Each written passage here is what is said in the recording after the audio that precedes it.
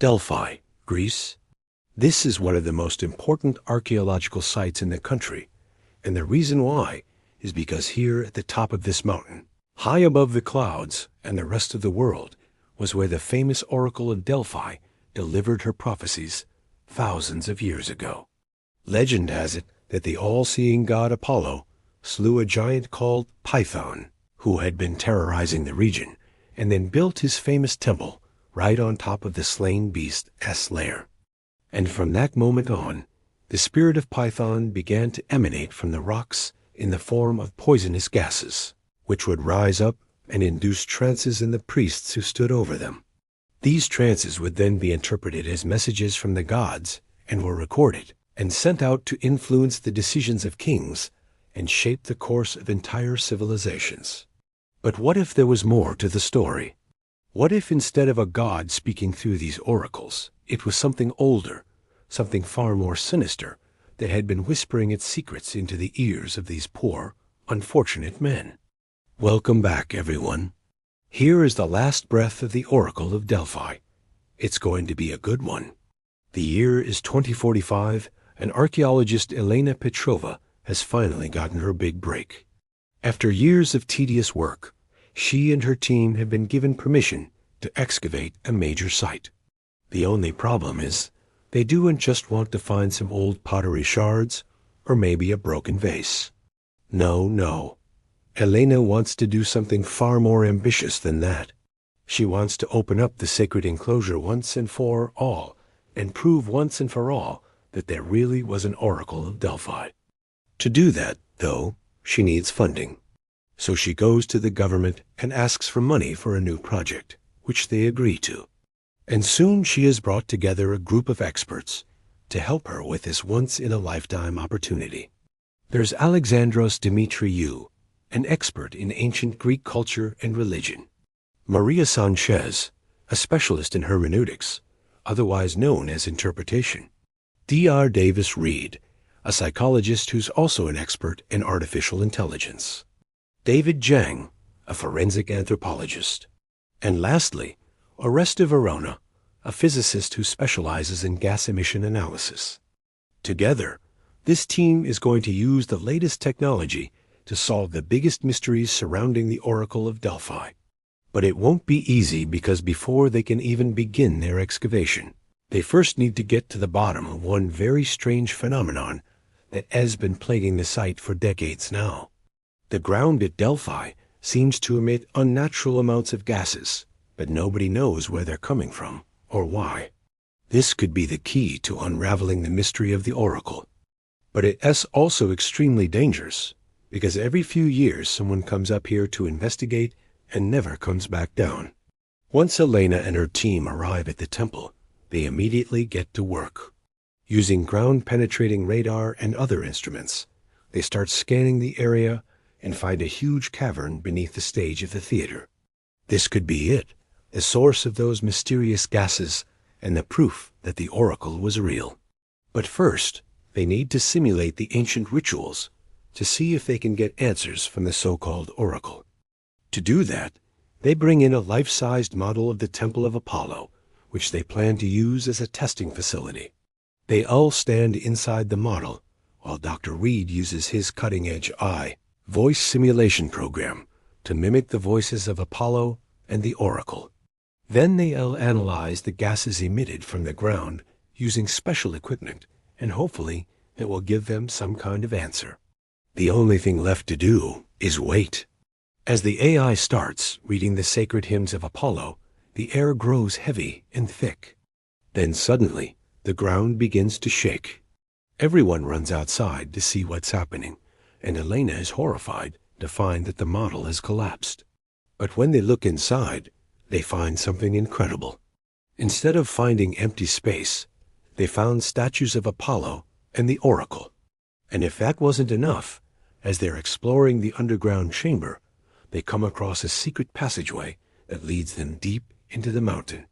At the end of the tunnel, they find another chamber filled with strange symbols and writings.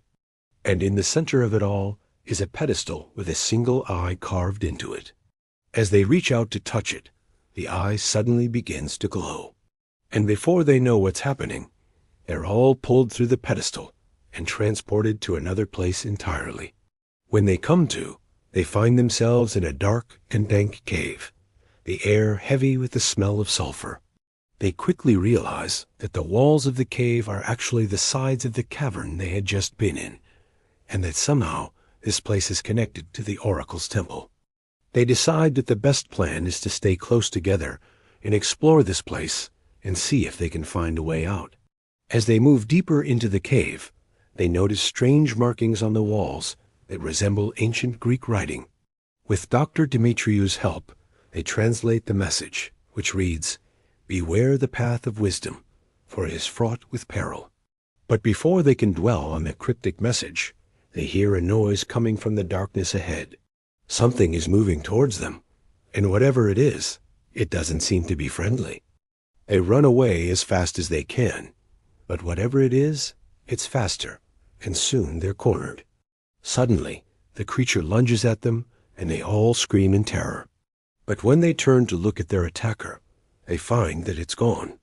In its place is a small bronze statue of the head of Apollo, and when they examine it closely, they realize that the eyes are glowing faintly. They quickly escape from the cave and return to the temple, shaken by their experience, but eager to learn more. Back at the temple, Elena and her team take a closer look at the statue and use X-rays to scan its interior. They're surprised to find that it's hollow and contains nothing. But the strangest part is that the neck appears to be sealed shut. It's as if whoever made the statue had done so with the intention of trapping something inside. They decide to take the statue back to their lab and continue their investigation. Meanwhile, Dr. Reed uses his A program to try to decipher the Oracle's latest message. The voice seems to be coming from everywhere and nowhere at the same time. It speaks in riddles and rhymes, and it seems to know more than it should. Is this just a clever trick, or is there something more sinister at play? Back at the lab, Elena and her team prepare to open up the statue and find out what's inside. But as they work, the room suddenly fills with a thick, suffocating fog. And when it clears, they find that the statue is gone. In its place is Dr. Verona, who appears to be in a trance-like state. He tells them that he must finish his work, and that he can't stop until it is done. With a start, Elena realizes that the Oracle may not be a benevolent spirit at all, but something much more sinister. It is using the archaeologists to further its own ends, and it won't stop until it is finished. But what does it want? And how can they stop it? As the others try to bring Dr. Verona back to reality, Elena makes a shocking discovery. The markings on the wall in the cave match those on the pedestal in the other chamber. But when she puts the two together, she realizes that they form a map. It's a map of the temple itself, and the two places are connected by a straight line. Could this be the key to everything? With the team's help, Elena deciphers the rest of the message. It's a warning from the Oracle, and it tells them that one of them will vanish if they continue their investigation. But who will it be, and what will become of them? Will they be trapped in the cave forever, or will they be the next sacrifice to the dark entity lurking beneath the temple? Elena is determined to find out the truth, but she knows that the stakes have just gotten a lot higher. The team is shaken by the Oracle's warning, but they're determined to press on. As they gather together to discuss their next move, they can't help but feel that they're being watched. Suddenly, Dr. Reed lets out a scream and collapses to the ground.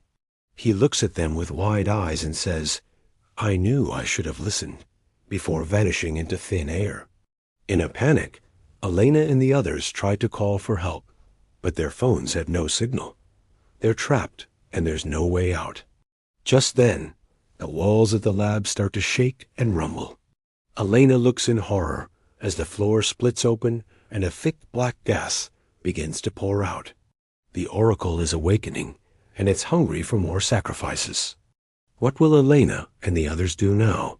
Will they be able to escape the clutches of the Oracle, or will they become its next victims? And what will become of their friend, Dr. Reed?